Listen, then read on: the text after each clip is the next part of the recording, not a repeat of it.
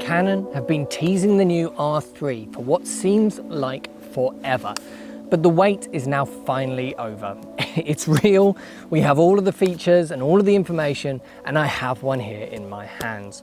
There is one caveat though, this isn't a production model, and so Canon won't let us share any footage from the camera, so we'll have to revisit this later on to judge the image quality. But for now, I wanted to spend a bit of time talking about the video features specifically of the R3, as this is obviously a photography first camera. This is without a doubt going to be one of the best stills cameras in the world for some types of work. Anyone working in fast-paced environments like sports or wildlife is just going to love this. So a lot of the conversation at launch will rightly so be about the stills side of the camera. But we've all also had lots of questions about its video features. So we don't have long with the camera, but I'm going to try and answer as many of those questions as I can. First, let's start with the sensor. It's a full frame 24.1 megapixel stacked CMOS sensor. Now this is the first time that Canon have made a stacked sensor, which is something that Sony have been doing in quite a few of their cameras now. A stacked sensor is built up in layers. With every CMOS sensor, there's an imaging layer, the actual sensor itself, and then there's an image processing circuit and the DRAM, which takes the information from that sensor for the camera's processor to work its magic with. All a stacked sensor really means is that those three things, the image surface, the processing circuits, and the DRAM, are fused together in 3 layers of the sensor. So that means they're as close together as possible, and the main advantage of this is that it helps the camera retrieve information off the sensor as fast as possible. Great for high frame rates, great for any auto exposure calculation that has to happen in real time, great for autofocus of course, and could potentially really improve things like rolling shutter. So I'm really looking forward to being able to shoot some images and put the R3 through its paces properly with a final production camera, as this is a whole new sensor technology and sensor design for Canon. But let's go over the formats which the R3 can actually record from this new stacked sensor. You can do 6K, but only in their RAW formats. You do, however, get both their full quality RAW and their new compressed RAW format like on the R5. This 6K works out as 6000 by 3164 pixels. Swap over to the MP4 based codec and you lose the ability to film in 6K. Instead, you get 4K or full HD with the full sensor. You can then choose between All-I or IPB like you would expect from most Canon cameras nowadays, and both 4K and Full HD can go up to 120 frames a second in high frame rate mode. Just like on the R5 though, you do need a CF Express card to do either the RAW formats or the high frame rate modes. And just like on the R5, the MP4 modes are in 8-bit H.264 compression until you turn on Canon R3 when the camera forces you into 10-bit H.265. So all in all, this is very similar to the R5, except with 6K rather than 8K, and no resolutions higher than 4K in MP4 mode, whereas the R5 can go up to 8K in MP4. You also don't get RAW over the HDMI port like you do with the R5. A big difference to the R5 though is that half-an-hour record time limit has gone.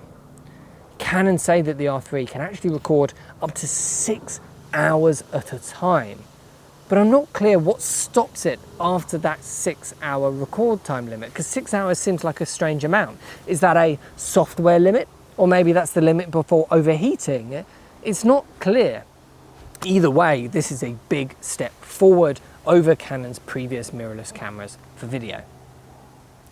Overheating will be the big question on everyone's lips though. We all know the problems that the R5 has had, and the hope is that with the R3's bigger form factor and lower sensor resolution, we should see better performance there.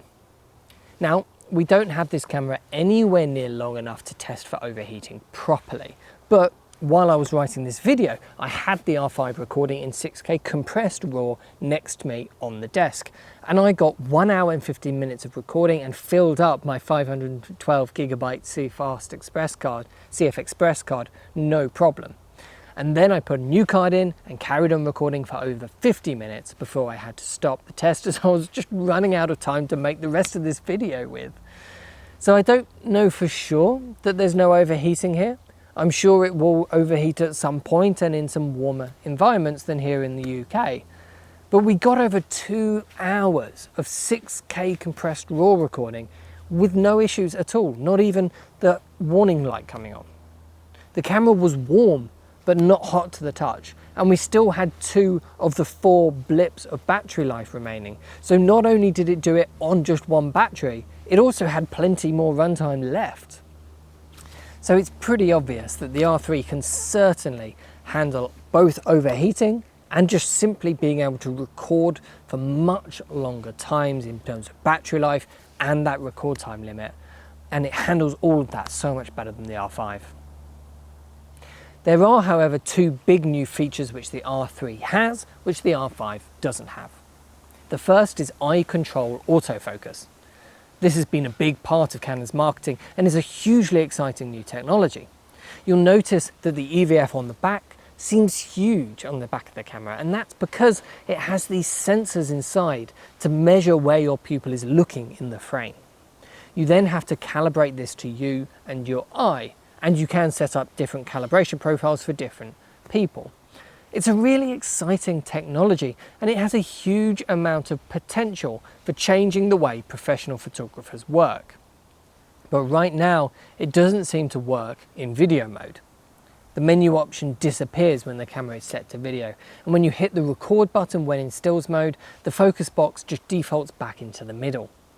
It's a shame, as I love recording video with my eye up to the viewfinder like that, especially when you have such fantastic sensor stabilization as the R3, and especially during the sorts of work and fast-paced work that the camera excels in. But in stills mode, it is a really interesting feature. And it's not the only new autofocus improvement. There's also new vehicle tracking, which will be very useful for anyone doing motorsports work. But my favorite change is actually a small one, and it's the ability to now enable tracking in whatever autofocus mode you want to be in. At any time, no matter the mode you're in, you can hit one of these buttons here on the front of the camera and go into object tracking mode. Whereas on the R5, you had to be in the face and tracking autofocus mode, which used the whole sensor. The other brand new addition is the multi-function accessory shoe on the top of the camera. This is the same port that we saw on their new camcorder, the XF605. And now we know the accessories that Canon are releasing alongside this.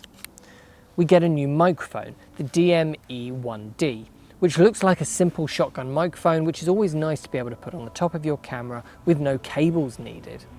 This will be great for recording audio in B-roll at an event, for example, any situations like that. There's then some stills focused ones, like a tiny speedlight transmitter for firing flash guns, and a converter to use flash units that are designed for the regular hot shoe mount like on the R5. And there's then a mount for your smartphone in either Android or iOS versions. This lets you connect your phone without long cables hanging off your camera so that you can upload files to FTP servers, you can control your camera, lots more things like that. Again, great for kind of fast-paced work like journalism that this camera is going to be perfect for.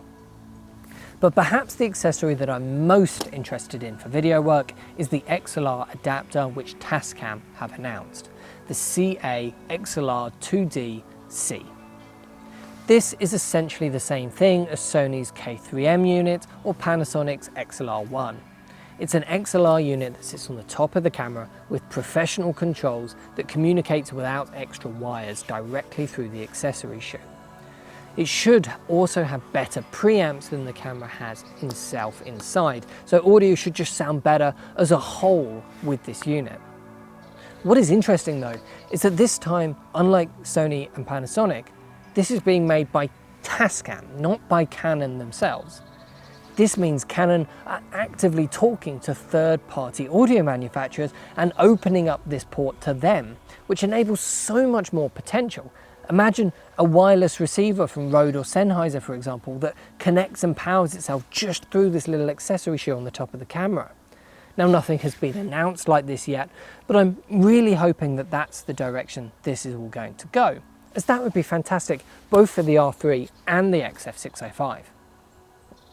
But the big difference between this camera and the R5, or really this camera and any other mirrorless camera on the market, is the build quality. The R3 just feels like using a mini 1DX Mark III, but with an EVF and of course that flip out screen. It has the same vertical hand grip, it has the larger battery, it has the rugged build quality and the fantastic weather sealing. The R3 just feels professional to hold and use in just every single way, just like the 1DX line always has. Although this time it is significantly lighter. The R3 weighs only 822 grams or 1015 with a card and a battery inside. To put this into comparison, the 1DX Mark III weighs 1250 grams and the R5 is only 650 or 738 grams with a card and a battery inside. So the R3 sits almost exactly in the middle of the R5 and the 1DX Mark III in terms of weight, body only. But losing those 400 grams from the 1DX has made such a huge difference. This really doesn't feel like a heavy camera to use. It feels just like using an R5 with a battery grip, for example, rather than using a big chunky 1DX. Combine this improved build quality with the surprisingly low weight design and of course the fantastic battery life from these larger LPE19 batteries, and you end up with a camera that feels like it could just handle anything you throw at it with ease. So obviously we need to wait for a final unit so that we can test out the image quality properly, as that's still a huge unknown here. We don't know yet how this is going to compare to the R5 in terms of image quality.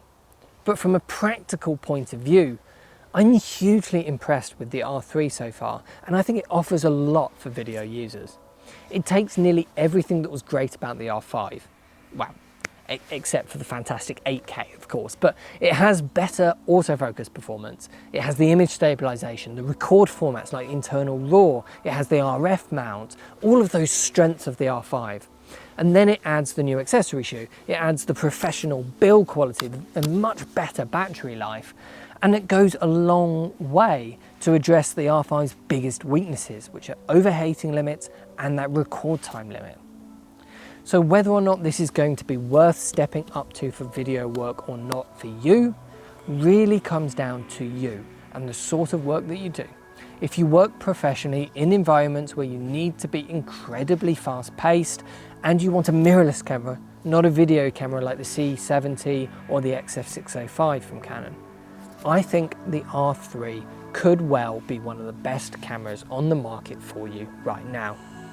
But what do you think? Let me know in the comment section, and if you want to buy one of these for your own work, then head over to proav.co.uk. Thanks for watching, and I'll see you in the next one.